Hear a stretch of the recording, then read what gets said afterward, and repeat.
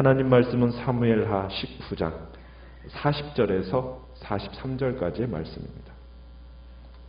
사무엘하 19장 40절에서 43절입니다.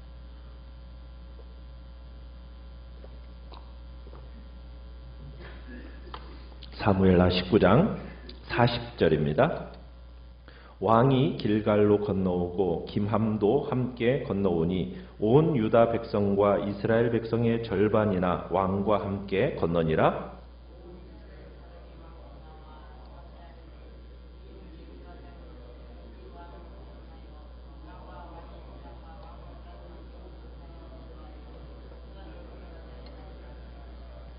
모든 유다 사람이 이스라엘 사람에게 대답하되 왕은 우리의 종친인 까닭이라. 너희가 어찌 이 일에 대하여 분내느냐? 우리가 왕의 것을 조금이라도 얻어먹었느냐? 왕께서 우리에게 선물로 주신 것이 아니냐? 이스라엘 사람이 유다 사람에게 대답하여 이르되 우리는 왕에 대하여 10 몫을 가졌으니 다윗에게 대하여 너희보다 더욱 관계가 있거늘 너희가 어찌 우리를 멸시하여 우리 왕을 모셔오는 일에 먼저 우리와 의논하지 아니하였느냐 하나 유다 사람의 말이 이스라엘 사람의 말보다 더 강경하였더라. 아멘. 오늘 말씀의 제목은 후폭풍이라는 제목으로 말씀을 나눕니다. 압살롬의 군대를 물리친 다윗이 이제 마하나임이라는 곳으로부터 예루살렘으로 귀환하게 됩니다. 요단강 나루턱에서 여러 만남들을 다 파한 후에 이제 다윗 일행이 요단강을 건너가게 돼요. 참 바르실레와의 만남은 다윗에게 있어서 참 복된 만남이었습니다. 참 그 만남은 아름다운 만남이었고 또 아름다운 이별로 기억될 만한 내용이었어요. 그래서 이제 다윗이 김함이라는 사람과 함께 이제 예루살렘으로 돌아오게 되는데, 자 40절에 보면은 누가 함께 건너갔다고 얘기하고 있습니까? 온 유다 백성과 이스라엘 백성의 절반이 따르고 있다, 이렇게 얘기하고 있습니다. 자, 그런데 이제 다윗의 황궁을 둘러싸고 이 유다 지파와 나머지 이스라엘 지파 간에 알력과 갈등이 생겨나게 됩니다. 사실 다윗 황궁 이전부터 이 일은 있어 왔던 거예요. 유다 지파와 이 북이스라엘 사이의 이 알력은요, 사사시대부터 진행이 됐어요. 에브라임 지파가 이스라엘의 장자권을 가진 지파라고 이렇게 주장하면서 항상 모든 일에 주도권을 쥐려고 했었습니다. 이 에브라임 지파가. 그런데 베냐민 지파가 왕이 되었다가 거기서 사울이 나왔다가 그 다음에는 다윗이 왕이 되었는데 이 다윗은 어느 지파입니까? 유다 지파예요. 그러면서 이 주도권이 누구에게로 넘어가게 됩니까? 유다 지파로 넘어가게 된 거예요. 그러면서 이 다른 모든 이스라엘 지파들이 이 유다 지파를 경계하기 시작합니다. 자, 그런데다가 이 다윗 황궁 사건 속에서 지금 유다 지파에 속한 사람들이 이 다윗의 귀양 행사를 주선하게 되니까 이 북쪽 이스라엘 지파들이 소외감을 느꼈습니다. 그러면서 이때 따라온 이스라엘 사람들이 이 다윗 왕한테 나와서 유다 지파가 지금 다윗 왕을 재옹립하고 지금 예루살렘 왕궁으로 황궁시키는데 주도권을 행사한다 하면서 부당하다, 이렇게 불평을 시작합니다. 41절에 가보면 그런 불평을 하는 거예요. 우리 형제 유다 사람들이 어찌 왕을 도둑질해가지고 왕과 왕의 지방과 왕을 따르는 모든 사람들을 인도해서 요단을 건너게가 만들었냐? 그러면서 유다 지파 사람들이 왜 이스라엘 지파 사람들과 의논도 없이 왕을 몰래 지금 예루살렘으로 황궁시키려고 하느냐 하면서 막 다그치고 있는 겁니다.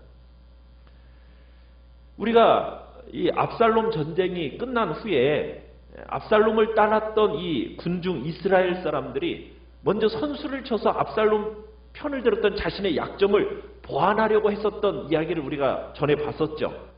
그러니까 다윗 왕을 모셔서 예루살렘으로 올라오는 이 길에 있어서 이 북이스라엘 사람들이 자신이 먼저 앞장을 서려고 했었어요.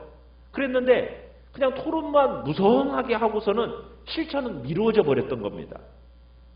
그러다가 이제 요단 동편까지 피나갔던 이 다윗이 요단을 건너고 나서야 이제 이 이의 제기를 지금 오늘 이 북이스라엘 사람들이 하고 있는 거예요. 유다 지파가 왕을 도적질해가지고 자신들의 충성심만 나타내려겠다 이렇게 하면서 지금 이의 제기를 하고 있는 겁니다. 자, 그런데 이에 대해서 유다 지파 사람들이 42절에 가보면은 무슨 근거를 내세우면서 반박을 하고 있습니까? 우리 유다 사람들이 왕과 우리는 어떤 사이다? 그죠? 종친인 까닭에 이렇게 얘기했어요. 이 왕의 재옹립 과정에서 종친이라는 것, 혈연적인 유대를 내세우면서 반박을 하는 겁니다. 우리는 왕의 종친이다. 그래서 이 왕의 재옹립 과정에서 우리가 주도권을 쥐는 것은 당연하다는 듯이 막 이렇게 얘기해 버린 겁니다. 우리가 왕의 종친으로서 우선적인 책임감을 갖고 이 지금 다윗 보기에 우리가 앞장서고 있으니까 그렇지 앞장서는 것뿐이다. 그러면서 그 뒤에 뭐라고 얘기합니까? 우리는 이 일로 인해서 왕으로부터 어떤 조금의 이득도 취한 적이 없다. 선물을 받은 적도 없다. 하면서 명백하게 선언을 하는 겁니다. 이건 단지 너희가 어떤 질투와 분노로 인해서 지금 하는 것뿐이지 우리는 어떤 이에 대한 대가도 받은 적이 없다. 너희들이 이렇게 질투하고 분노하는 것은 어떤 토대도 어떤 이유도 갖지 못한 것이다 라고 반박을 하고 있는 거예요. 이에 43절에 가보시면 이스라엘 사람들은 뭘 동원해가지고 이제 이 혈연과 종친의 논리를 압도하려고 합니까? 43절에 보면 뭘 주장하고 있어요? 우리 이스라엘 사람들은 몇이다? 10몫을 가졌다. 무슨 얘기예요? 우리는 10지파로 구성된 공동체다. 왕에 대해서 10몫을 가졌지 않느냐?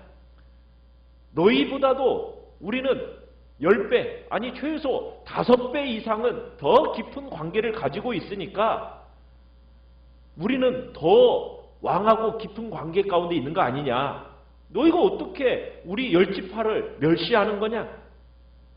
왕을 모셔오는 일에 있어서 왜 우리를 소유시켰냐? 하면서 지금 이 문제를 놓고 지금 어떻게 하는 거예요?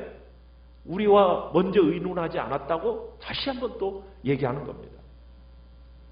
지금 이 이스라엘 지파, 10지파는 이들에게서 가장 큰 약점은 뭡니까? 압살롬 반역에 가담했거나 우호적이었다는 사실입니다. 그에 비해서 유다 지파는 어때요? 다윗에게 대해서 지조와 절개를 지킨 충성스러운 지파였다는 얘기입니다. 그러다 보니까 누가 더 말이 세겠어요? 누가 더? 그죠? 유다 지파가 더 강하게 말할 수가 있었던 겁니다. 그러다 보니까 뭐라고 얘기하고 있어요? 유다 사람의 말이 이스라엘 사람의 말보다도 더 어떠하였더라? 강경했더라 해가지고 누가 우세성을 거둡니까? 유다 지파가 우세성을 거둡니다.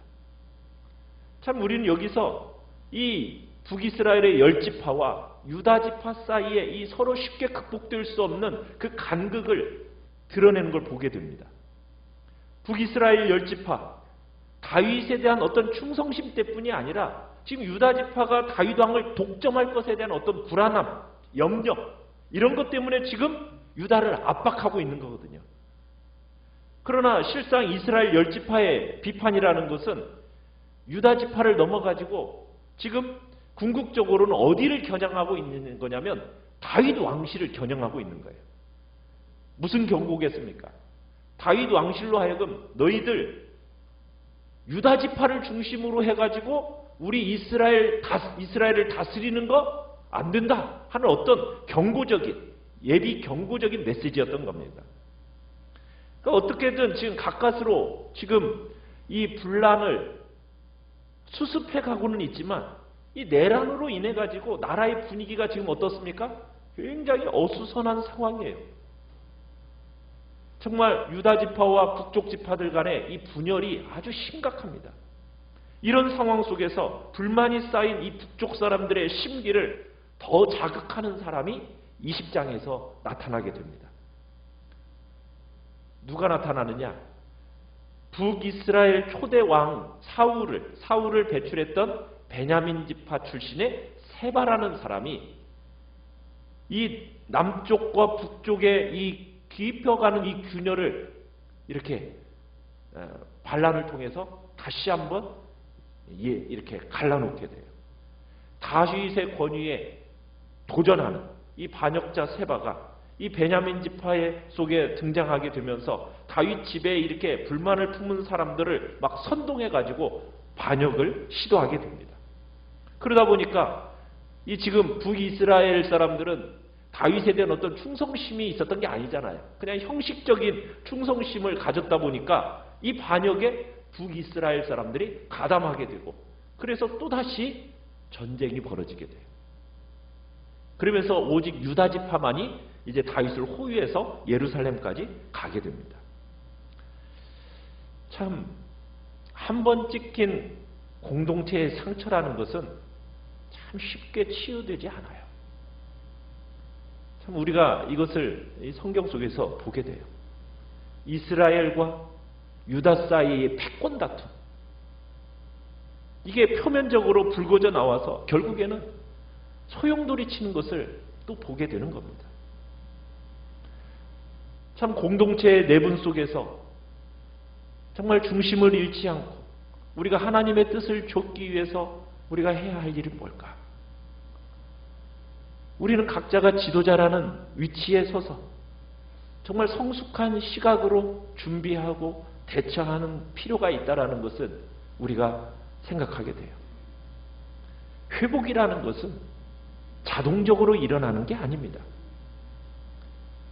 이 회복이라는 것 속에는 인간적인 수고와 협력 속에서 함께 만들어가야 되는 거거든요. 이 회복이라는 것을 어떤 강경하게 논리적으로 이긴다고 해서 해결되는 것은 아닙니다.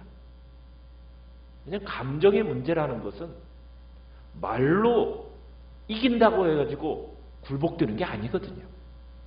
이 해묵은 감정의 부분들은 말로, 논리로 이게 이겨서 해결되는 부분들이 아니라는 것을 우리가 보게 되는 거예요.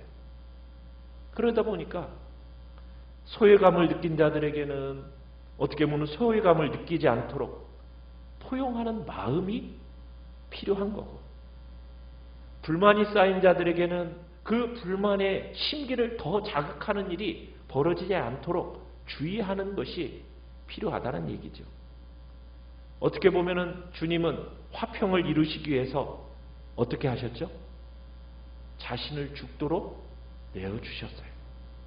어떻게 보면은 우리 자신을 죽도록 내어주는 그 과정 속에서 화평이 이루어진다라는 것을 보게 되는 겁니다.